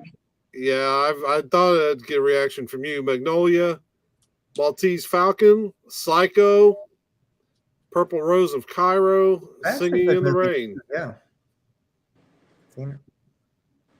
I still own 100 or so VHS, 300 or so DVDs, and 150 or so Blu-rays. I've seen at least 2,000 movies, no doubt. That's pretty good. So still I'm Magnolia. a big nerd. Hey, we all are. There's a bunch of big nerds in here. I think we proved that tonight. Yeah. Let's see here. Only movie that caught me off guard was The Notebook. The movie got tears from me twice. It's actually a good movie. Absolutely. Yeah. Well, space is always a problem for a collector. Honestly, it's the Disney movies that make me cry. Like now that I look back, the original Disney movies, they die all the time. Died. Bambi's mom dies, you know, Simba's dad dies, they're all dying. It's all loss and tragedy. You know, when I look at the old Disney, it's a lot of sadness. But I like the music. Toy Story 3 brings tears. Toy Story. Yeah, Dude, I I think cried. Even Hear Ice about Age, men, hear right? about Danny Steve. lost his family too in Ice Age. So yeah, it's weird. The first 5 minutes of Up. Yeah. Oh, incredible. I think the movie that made me cry big ugly tears was Marley and Me. Aw. Yeah. You should watch A Dog's Purpose. Oh wow, It dies afraid right to now. away. In the Hey first guys, I got to 10 jump seconds. off at this point. This was fun. Thank you so much. Yes. Yes. Hey guys, what was that movie with where like it's either Leonardo DiCaprio or Brad Pitt, and in the first few minutes he actually dies. He gets hit by a truck and goes bouncing around and stuff. Meet And Joe then- Black, That's Meet Joe Black. I remember. I which love is that. actually a really good movie too. I just feel bad that I don't remember it, but I remember it being so good. Well, I was happy at first because he dies, which was cool because he doesn't die in movies. But man, that was a great It's a movie. remake of a classic movie called Death Takes a Holiday. And in Meet Joe Black, he's actually Death who comes back to try to understand, with Anthony Hopkins, by the way, why people cling to life so much. It's a bit long, but some great stuff in it. Worth watching. Well, See you all. well, I guess we have gone almost 2 hours. I was curious. Manny and I were talking about how long this live stream might go with all of us doing 10 movies, but I thought it didn't feel like 2 hours. Could have been longer. I gotta go finish potty training now. And it certainly was a good Feeling. time. So for anybody that actually like plays this live stream back later and drop a like on it. I don't usually ask for that, but I'm just trying to gain some traction with the YouTube algorithms that are pretty unforgiving. Anything you can do, and let my co-host know how much you enjoyed them in the comments, because trying to get folks to live stream with isn't always the easiest thing, but it's fun. I wouldn't want to do these kind of live streams without them. So anyway, I've been I YouTube guess we video will wrap absent this for up. quite a while, and so other than this stream, I don't think I've been on YouTube for months now. So thank Well, I haven't live streamed in a long time, and I missed it. I was glad that Mandy asked me what I wanted for my birthday, and this popped into my head. I thought, man, I haven't done this in a long time. I love doing this, and I hope maybe it won't be quite so long before a bunch of us can get together and do some more of these. Well, we have to do the top 10 most hated, and like I think half are worst movies, and they'll all be like half Sharknadoes, right? So it's really the Twilight top 5. 1, Twilight 2, Twilight 3, Twilight 1 again, and then Twilight 2 a second time, then Twilight. How many Twilight? Anything with Steven Seagal in it, I cannot stand that guy. So No. Steven Seagal. When he plays Casey Ryback as a character, he is the man. What were you about to say, Mandy? Okay, bye guys. Bye. Bye, Brandy. I missed you. We need to text more. Yes, we will. Let's do it. All right. Bye guys. All right. Thank you, folks. Happy birthday Happy birthday Thank you. to you. And Happy Steve. birthday. And Steve, what? Happy birthday to you. You live in a shoe. You look like a sweat sock, and you smell like one too. Bye. See you later. Take it easy.